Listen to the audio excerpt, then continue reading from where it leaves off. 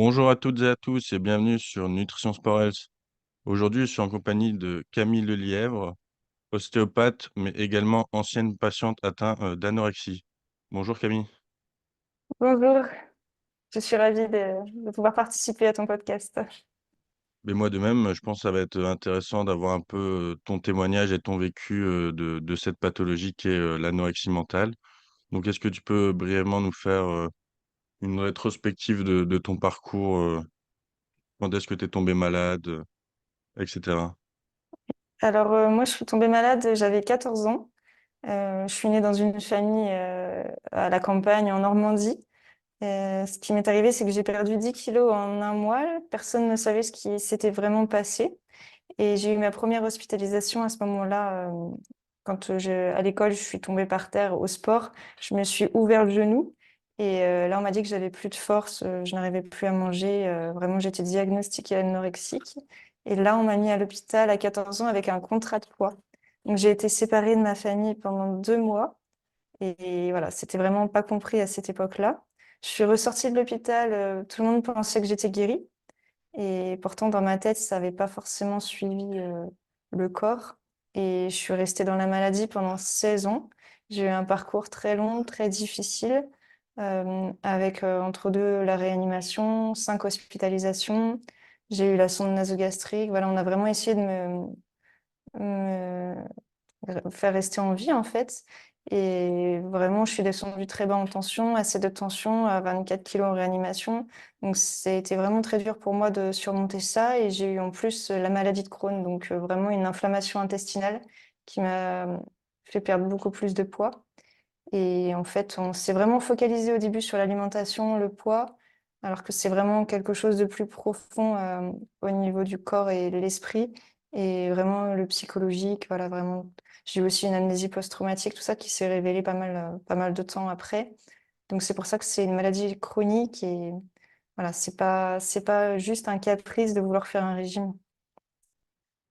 Voilà. Ouais, c'est pas anodin ce que tu as vécu. Donc, à tes 14 ans, tu as subi ta première hospitalisation. Est-ce que tu peux nous en dire un peu plus sur qu'est-ce qui s'est passé dans ta tête durant cette hospitalisation? Comment tu as vécu le contrat de poids, comme tu as dit, la séparation avec ta famille, les médicaments, les sondes, etc. Voilà, alors quand je suis rentrée, enfin au début je suis rentrée à l'hôpital, ils m'ont montré le service pédiatrique pour enfants parce que j'avais 14 ans, donc je pouvais pas aller dans le service adulte. Et ils m'ont dit que si je reprenais pas 1 kilo la semaine d'après, je serais hospitalisée. Donc ils m'ont présenté voilà comment ça se passait, mais il y avait des personnes qui souffraient de troubles du comportement alimentaire, anorexie, boulimie, mais il y avait aussi des personnes qui faisaient des tentatives de suicide. Donc c'était vraiment un contexte assez particulier. Et comme une semaine après, finalement, mon poids s'était stabilisé, mais je n'avais pas repris de poids, ils m'ont gardé là-bas. Et en fait, un contrat de poids, ça consiste en fait on signe un vrai contrat où on a au bout d'1 kilo, on a le droit à quelque chose, en fait, comme une récompense. Donc, on était quand même vraiment infantilisés. Et moi, j'étais séparée de ma famille. Donc, par exemple, au premier kilo, j'avais le droit, par exemple, juste avoir le droit d'aller à la cafétéria avec une infirmière juste une fois la semaine. Après, au deuxième kilo, par exemple, j'avais le droit de recevoir mes lettres.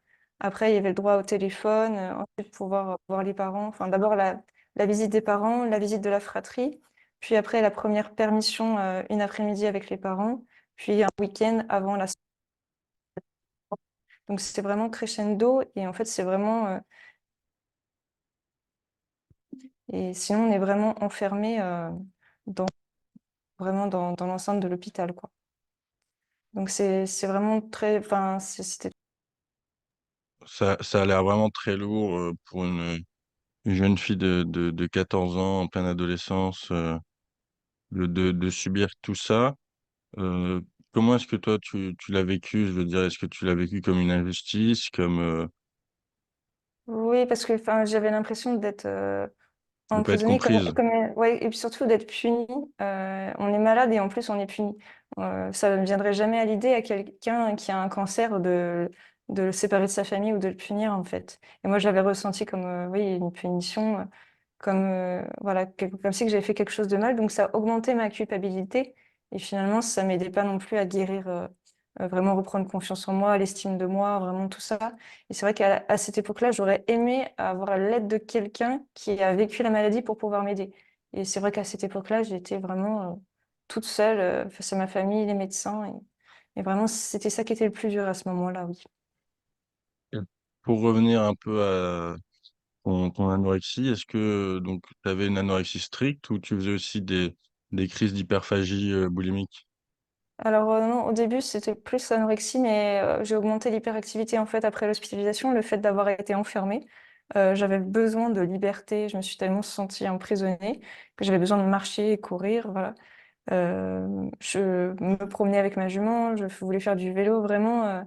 En fait, c'est comme si que ça me libérait des hormones de bien-être, le fait de courir, ça a soulagé ma douleur, en fait. J'étais comme en état de transe, d'hypnose, en fait. Voilà. Après, j'ai eu des crises de boulimie un peu plus tard, parce que j'ai essayé beaucoup de régimes, voilà, pour guérir mes intestins. J'avais tellement mal au ventre, le ventre d'une femme enceinte gonflé, énorme, et avec des jambes toutes maigres et un gros ventre. Et comme j'arrivais pas à manger, j'ai essayé par exemple le jeûne intermittent. J'ai été végétalienne pendant 7 ans. Voilà, j'ai fait des jus de légumes. Voilà, j'ai fait beaucoup de choses. Et en fait, finalement, j'ai détruit ma santé par la suite parce que j'ai eu de l'ostéoporose, j'ai eu une perte de dents, je me suis fracturé le dos. Donc j'ai eu beaucoup de conséquences avec l'anorexie et la maladie de Crohn. Et c'est vrai que c'était un parcours du combattant pour trouver l'alimentation. Mais oui, c'était. Après, j'ai fait plus des crises de boulimie. Le matin, je mangeais pas, je me restreignais dans la journée et le soir, je commençais avec beaucoup d'oléagineux. Et là, j'avais l'impression de manger jusqu'à me remplir vraiment le bide, jusqu'à me faire mal, quoi. Et là, c'était vraiment mes crises de boulimie. Mais le problème, c'est que je dormais mal, j'avais le ventre ballonné et le lendemain, je n'avais pas faim. Donc ça recommençait. C'était vraiment un cercle vicieux. Du coup, donc, tu nous as expliqué que suite à cette hospitalisation, donc, ça ne t'a pas aidé au niveau de la tête, en tout cas. Donc, tu as pris du poids à la fin de ta première hospitalisation, mais ça n'a pas suivi au niveau de ta tête. Euh, Qu'est-ce qui a fait que tu as rechuté, que tu as eu autant d'hospitalisations par la suite? Est-ce que tu avais été suivi par des professionnels de santé, des psychiatres, des diététiciens ou d'autres professionnels? Oui, alors j'ai été suivie par les médecins, par une nutritionniste, par un psychologue, psychiatre. J'ai vraiment tout eu. Je crois que j'ai tout essayé. J'avais même essayé l'hypnose, le NDR, toutes les médecines alternatives. J'ai vraiment été pour ça accompagnée, mais je pense que c'était des personnes qui étaient pas spécialisées forcément dans le trouble du comportement alimentaire et qui n'ont pas vécu la maladie. Ce qui fait que moi, j'avais l'impression d'en parler un peu à un mur et pas avancer sur la cause profonde. Et bon, j'ai vu aussi des gastro-entérologues, problèmes d'intestin. Mais le problème, c'est que j'avais une post-traumatique qui était pendant des années et j'avais comme si j'étais coupée de mes émotions, coupée de mon corps de femme. En fait, c'est comme si que le fait de retrouver mon corps de femme, ça me mettait en insécurité. Et dès que je reprenais un kilo, je le reprenais après parce que ça me stressait en fait de voir le poids monter sur la balance. Et donc ça, c'était vraiment, même si j'avais beau me forcer à manger, beau à forcer à faire moins d'hyperactivité, c'était plus fort que moi, ça me stressait et j'étais pas guérie au fond.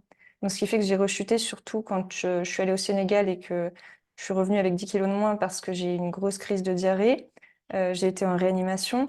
La sonde nasogastrique, pas le droit de manger pendant 3 mois parce que j'étais nourrie que par voie, en fait, par la sonde nasogastrique directement dans l'estomac. Et ça a été vraiment très dur pour moi parce que j'ai été, pareil, pas le droit de se lever du lit pendant 3 mois. Ça a été très, très dur pour moi qui est d'abord d'habitude hyperactive. Et tout ça, ce traitement symptomatique, alors c'est sûr que ils m'ont gardé en vie grâce à la réanimation et le fait que j'étais à l'hôpital. Mais c'est pas une guérison, c'est juste comme si qu'on allait aux urgences pour cacher la plaie, pour masquer la plaie. Mais la cicatrisation, ça se fait vraiment c'est tout le travail que l'on fait. Et justement, le fait de pouvoir se faire aider par quelqu'un qui a vécu la maladie, je pense que c'est, on va dire, un accélérateur de la guérison pour éviter de perdre autant de temps. Je suis quand même restée maladie. Et voilà, après, je peux vous expliquer aussi après comment j'en suis sortie. Oui, ce Euh, serait intéressant de savoir comment tu en es sorti. En tout cas, ce qui est rassurant, c'est qu'aujourd'hui, il y a de plus en plus de professionnels qui peuvent se spécialiser dans les troubles du comportement alimentaire. J'ai d'ailleurs fait mon tout dernier podcast avec un diététicien spécialisé dans les troubles du comportement alimentaire. Donc, ça arrive cette reconnaissance de cette spécialisation des troubles du comportement alimentaire pour au mieux accompagner ces patients-là. Mm. Mais du coup, toi, tu disais que donc pour, je veux dire, pour te faire perdre du poids, tu faisais une suractivité physique, donc beaucoup d'activité physique et de sport.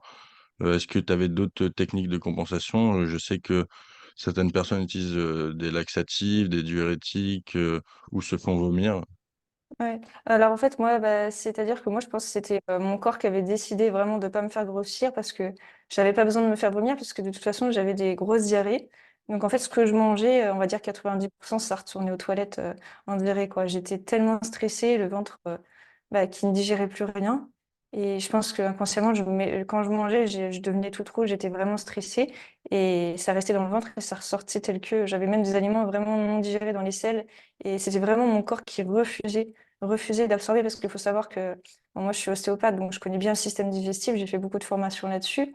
Quand on mange, en fait, c'est pas encore entré, enfin les aliments sont pas encore dans le corps. C'est encore dans l'estomac, dans l'intestin et si ça repart dans les selles, c'est toujours à l'extérieur du corps en fait. L'intestin, c'est l'extérieur du corps. Il faut que ce soit absorbé par la barrière intestinale avant de rentrer pour pouvoir bah, que ça rentre dans les. Et moi, en fait, je mettais dans ma bouche l'aliment, mais il ne rentrait pas par la barrière intestinale. C'était ça la maladie. Et finalement, je C'est pense que intéressant parce que, euh, donc du coup, de ce que je comprends, ton anorexie vient pas d'une cause, je veux dire, profonde dans le sens un traumatisme ou des conflits familiaux, etc., mais vraiment de ta maladie de Crohn. Ta maladie de Crohn qui, justement, t'a mis une anxiété au fait de t'alimenter. Mm. Ben, en fait, je pense que c'est les deux liés. Je pense qu'on peut, par exemple, avec un stress, se créer un cancer.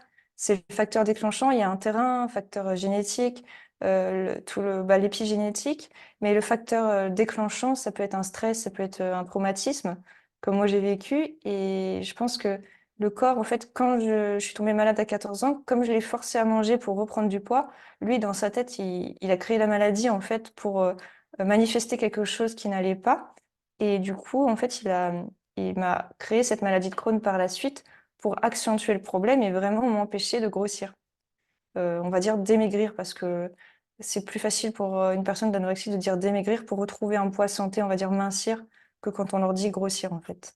Et moi, c'était vraiment, bah, plus j'avais forcé mon corps à manger, plus il refusait. J'avais même des dégoûts alimentaires, vraiment. En fait, j'avais tellement mal au ventre que ça me donnait pas envie de manger, alors que j'ai toujours aimé les aliments. J'aime manger, j'aime bien goûter à tout, mais quand on a mal au ventre, c'est comme quand on vous force à manger quand vous avez une gastro, en fait.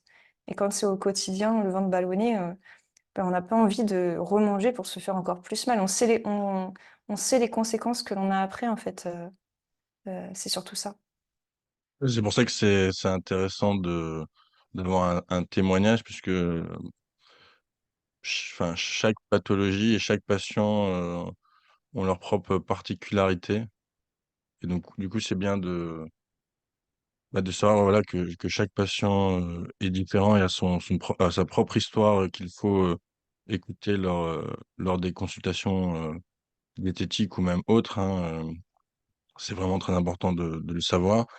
Euh, je voulais discuter avec toi du fait, est-ce que tu as eu des diagnostics alternatifs par des psychiatres, enfin, comment est-ce qu'eux, ils ont expliqué ton anorexie? Parce que par exemple, donc je pense à une autre patiente atteinte de TCA que je connais un petit peu, donc qui s'appelle Ombou sur les réseaux. Et elle, son anorexie, donc qui s'est déclenchée pendant la pandémie, euh, a été due à une dépression. Donc la cause de son anorexie vient de sa dépression. Donc toi, est-ce que tu souffrais de troubles de l'humeur, de dépression, d'anxiété auparavant? Ouais. Ben, au collège, non, j'étais une jeune fille joyeuse. J'aimais beaucoup aller dans la ferme, faire de l'équitation, tout ça. Il y avait eu beaucoup de conflits familiaux. Hein. J'étais un petit peu bah, prisonnière, un petit peu dans un gros conflit familial. Et je pense qu'aussi le fait, au moment de la puberté, voilà, de devoir s'affirmer, tout ça, en fait, en tant que corps de femme, Mon corps l'a pas supporté, il se trouvait en insécurité, en danger et à partir de mes premières menstruations, à 14 ans, je les ai eues peut-être pendant 6 mois et après elles ont disparu.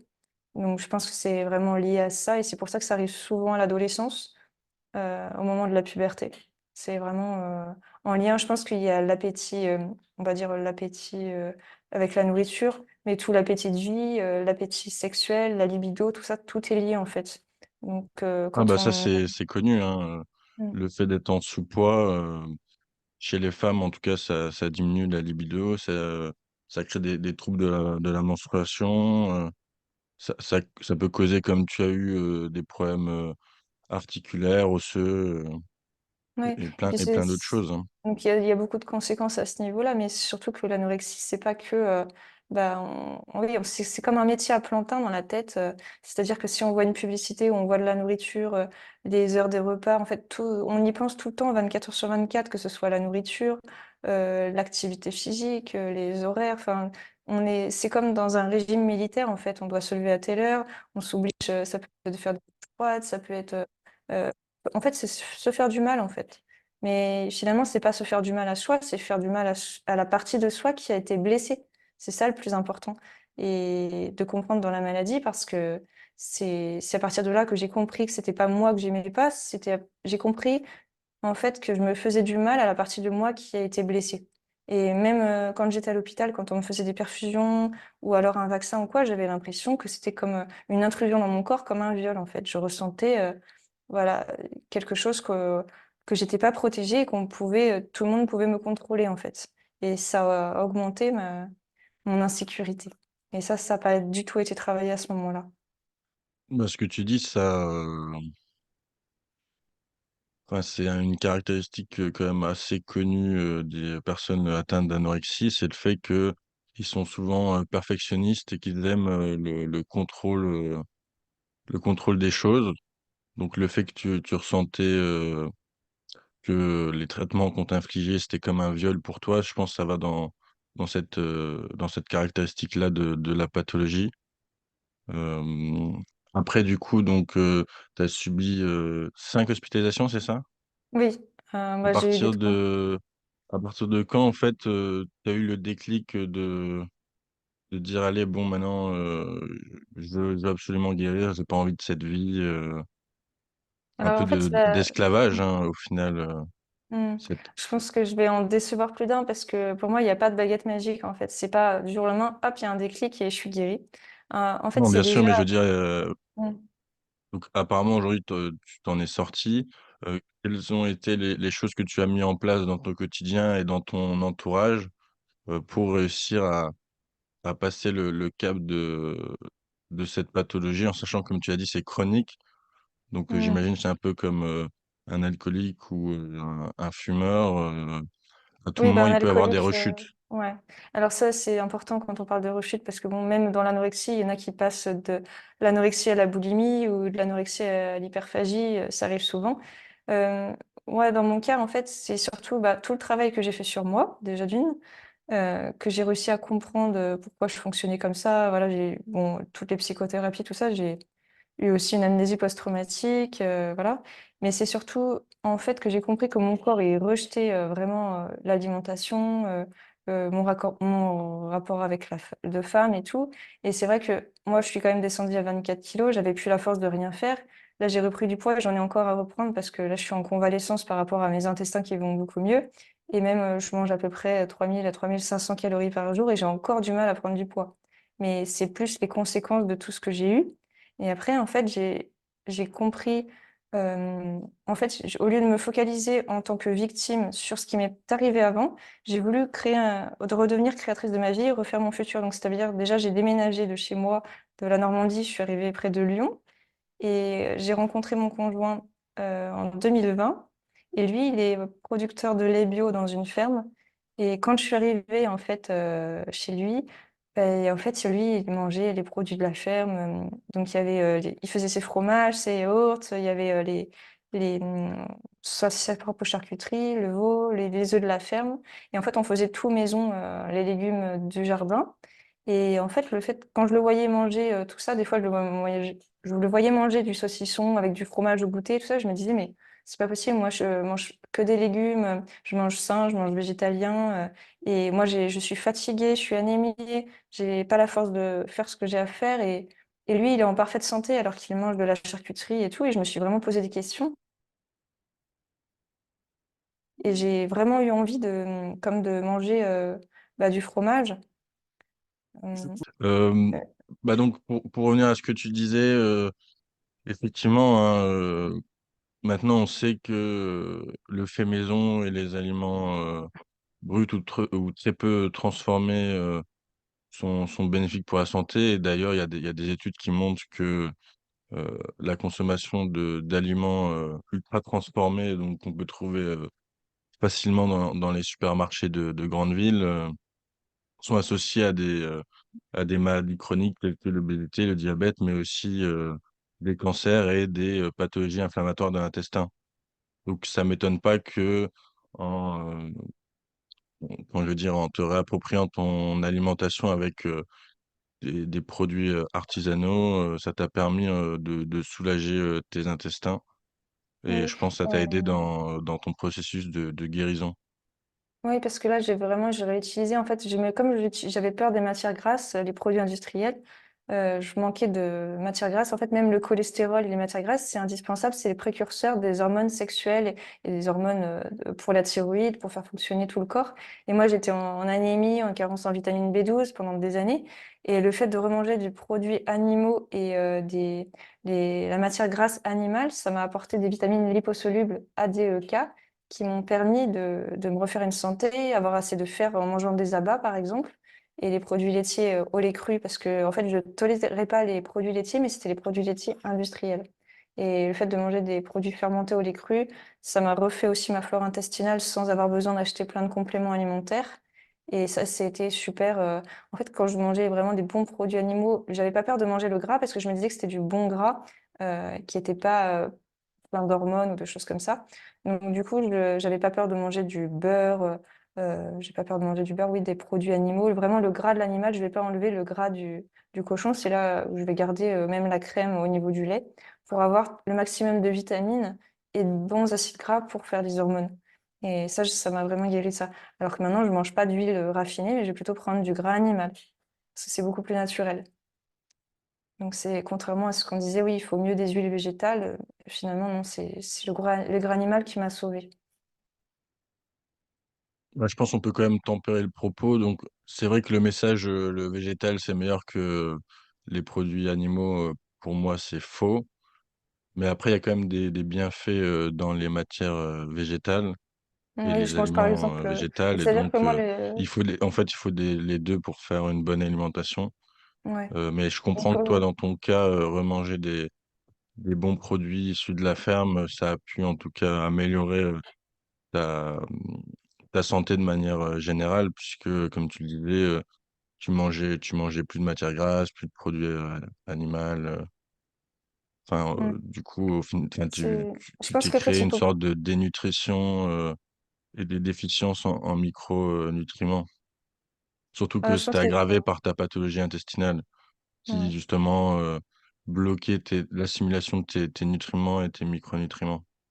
Oui, parce que je pense qu'il faut pas d'extrême, il faut vraiment pouvoir varier. Mais en ce qui concerne les matières grasses végétales, moi, je vais plus manger des noix, des amandes, de la noix de coco ou de l'avocat, mais vraiment sous forme brute, ou des olives, plutôt que prendre sous forme de l'huile.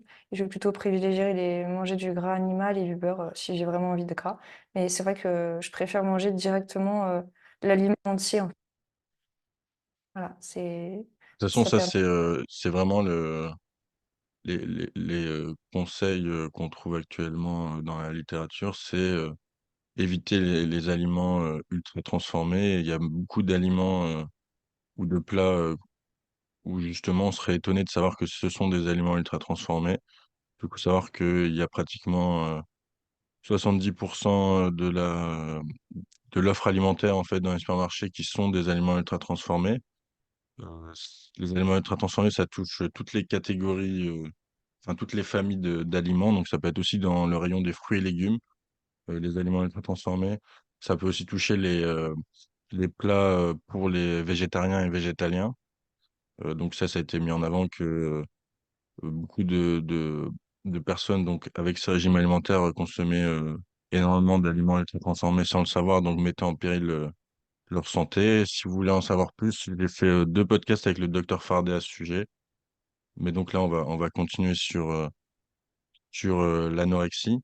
Euh, ce qui m'a interpellé du coup dans ton témoignage, c'est à un moment tu disais que euh, en fait, tu avais du mal à accepter ton corps de femme. Euh, Comment tu peux expliquer que, enfin, tu avais cette peur au final d'avoir des formes et d'être féminine? Mais en fait, c'est comme si qu'il y avait une dissociation. En fait, c'est comme si que je ressentais le fait de d'être un être sur Terre qui avait un corps juste pour pouvoir faire quelque chose, pour se faire du mal, mais puis pour vraiment vivre l'instant présent. C'est-à-dire tout était planifié. Je voyais dans le miroir que j'étais toute maigre, mais dans mon corps, en fait, je me sentais bien de fait de pas sentir un poids m'imposer en fait sur cette terre. Plus je me faisais discrète, mieux je me sentais, hein, comme si je pouvais me transformer en juste une âme sans corps, ça aurait été parfait pour moi, me sentir discrète. Comme s'il fallait que je disparaisse parce que me montrer, c'était se mettre en danger, se confronter au regard de l'autre.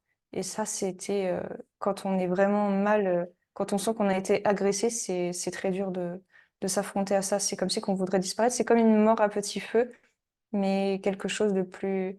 En fait, le corps, quand il est pas bien, quand il y a quelque chose qui ne va pas dans son corps, en fait, on va développer une maladie, la façon la plus facile pour lui pour se faire du mal. Il y a des personnes, ils vont prendre du poids, ça va être plus facile pour eux de se faire du mal en mangeant.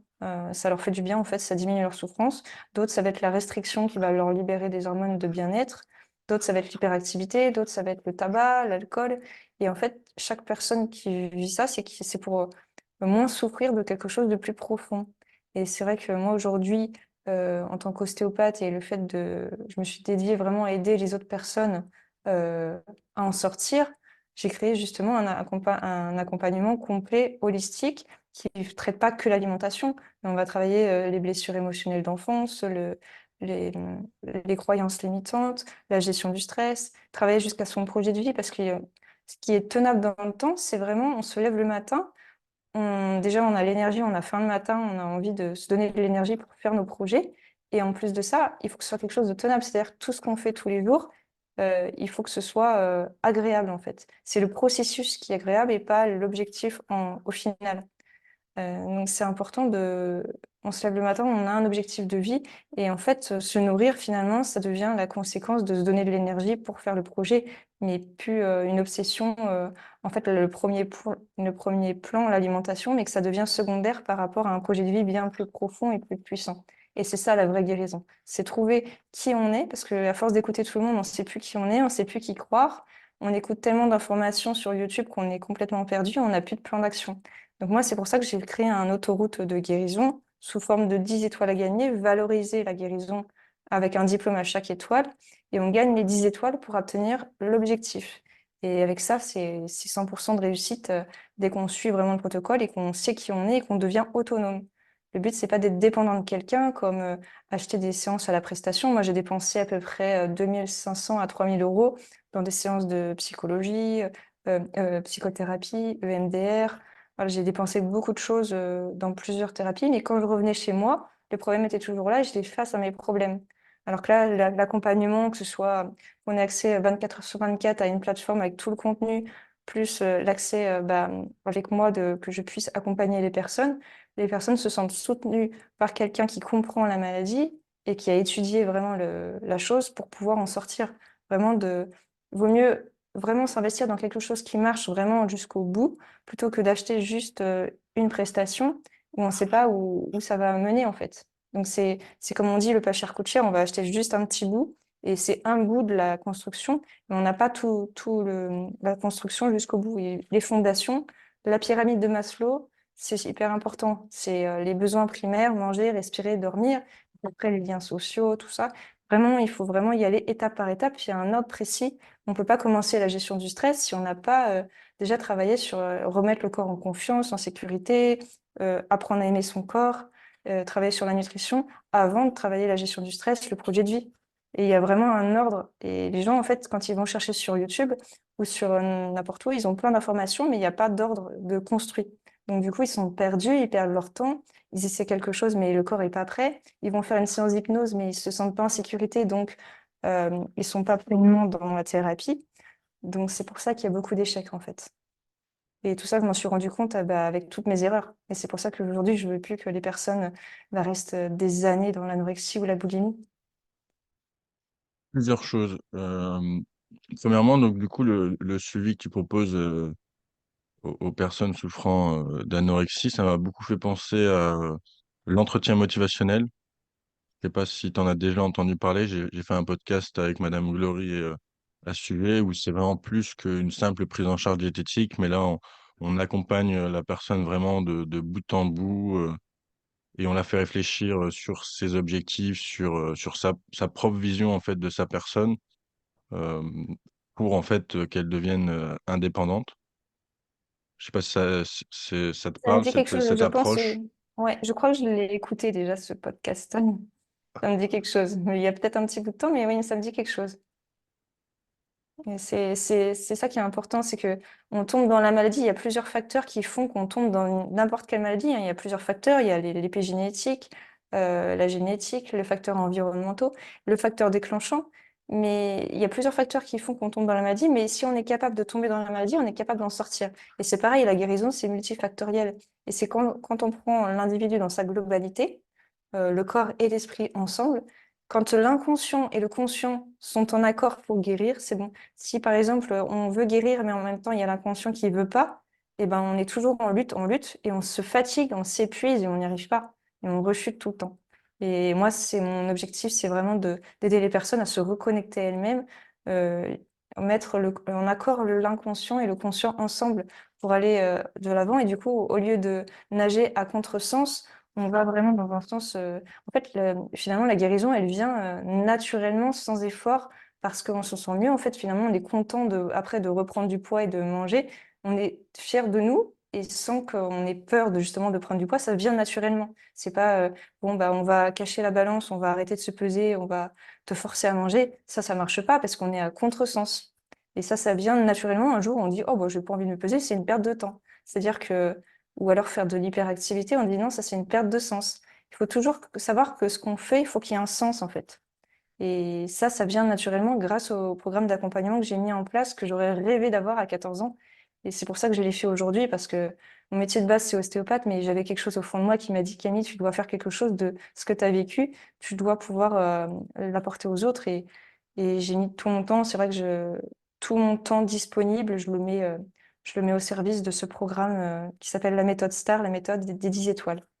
Et c'est vrai que quand on fait le programme complet jusqu'au bout correctement, on a juste à suivre les étapes et c'est tout simple en fait. C'est précis et simple et ça facilite énormément la vie des gens en fait. Et c'est un investissement sur soi pour pouvoir gagner sa vie après, que ce soit professionnellement, dans sa vie familiale, apporter aux autres. Et on investit pour quelque chose, c'est pas une dépense inutile, quoi. Mm. Bah écoute, c'est tout à ton honneur de vouloir aider les personnes qui souffrent de la même pathologie que toi. Je sais pas, un petit mot de la fin pour conclure ce podcast. Si tu avais un message là à passer aux jeunes hommes ou aux jeunes femmes qui ont été diagnostiqués ou qui pensent être atteints de troubles du comportement alimentaire, qu'est-ce que tu leur dirais? Oui, surtout oui, ce que tu m'as dit, ça m'a interpellé le fait de dire jeune homme parce que on parle pas beaucoup des hommes qui souffrent d'anorexie Oui, je me bats et pour ça aussi, oui. ouais. Et je suis tout à fait d'accord parce que moi, je suis aussi une personne qui est un monsieur qui souffre d'anorexie et boulimie. Et en fait, souvent, il se cache ou il se cache dans le sport ou alors autrement. Mais pour eux, c'est comme tabou, c'est comme si que c'était réservé aux femmes alors que c'est sous-diagnostiqué. Et il y a énormément d'hommes. En fait, c'est pas une question de poids, l'anorexie boulimie. On peut très bien être anorexique et avoir un poids normal. Et c'est le rapport qu'on a avec l'alimentation. Donc, ce que je voulais vraiment vous dire, c'est qu'il n'y a pas de honte à être malade parce que c'est pas plus honteux que d'avoir un cancer ou que d'avoir autre chose. Simplement, bah, demander de l'aide à quelqu'un qui a vécu la maladie, qui s'y connaît et restez pas seul parce que la guérison est possible et l'important, c'est de vous faire confiance à vous et ne pas écouter les autres. C'est vraiment, il n'y a que vous qui pouvez vous guérir. Il n'y a personne d'autre qui vous, ni moi, ni personne d'autre vous pourra vous guérir. Mais on est là pour justement aider, vous reconnecter à vous-même, pour apprendre à vous aimer et à savoir ce qui est bon pour vous. Et chaque guérison est différente. Et voilà, on peut pas mettre un protocole pareil pour tout le monde. C'est pour ça que moi, il n'y a pas de plan alimentaire pour tout le monde, des recettes pour une semaine, comme qu'on voit sur Internet. C'est vraiment selon ce que les personnes ils ont envie, parce que manger, c'est manger pour répondre aux besoins physiologiques, mais aussi émotionnels. Et on va pas se forcer à manger quelque chose alors que le corps, il a envie, besoin d'autre chose. Et vraiment, quand on se reconnecte à soi, on a la vérité en soi. Donc si, pareil, les personnes ont besoin juste de m'appeler pour que je puisse les conseiller pour trouver un autoroute de guérison, bah, ce sera avec grand plaisir et c'est vraiment une passion pour moi j'aime faire ça, donc c'est vraiment du fond du cœur que je le dis, quoi. Et en tout cas, je voulais surtout te remercier de m'avoir invité sur ton podcast parce que c'est les échanges comme ça entre professionnels et aussi, moi j'ai vécu le fait d'être professionnelle et patiente en même temps dans un lit d'hôpital. J'ai été aussi professionnelle en ostéopathie à l'hôpital. Et quand on se retrouve des deux côtés, on peut faire une analyse vraiment différente de la situation et avoir une compréhension des patients vraiment différente. Et merci à toi pour cet échange vraiment très, on va dire, très profond. C'est pas juste du blabla, c'est vraiment des choses profondes qu'on parle sincèrement, émotionnellement. Et voilà, je pense que les personnes sont souvent hypersensibles, ils ont besoin d'être comprises autre que comme un numéro ou un objet. Bah, Voilà. écoute, je te remercie également pour ce témoignage poignant. Euh, Moi aussi, j'aurais un message à faire passer. Donc, toutes les personnes qui pensent souffrir de troubles du comportement alimentaire ou qui ont été diagnostiquées de troubles du comportement alimentaire, donc ne restez pas seuls, faites-vous accompagner par des professionnels de santé. euh, et surtout, enfin, essayez de vous entourer de vos proches et enfin, en tout cas, ne restez pas seul dans cette maladie. Et comme l'a dit Camille, la guérison, elle vient de vous, mais il faut aussi savoir parfois demander de l'aide. Voilà. Bah, écoute, voilà, je te remercie beaucoup pour ton temps et je vous dis à tous à la prochaine pour un prochain podcast. À bientôt, au revoir. Merci.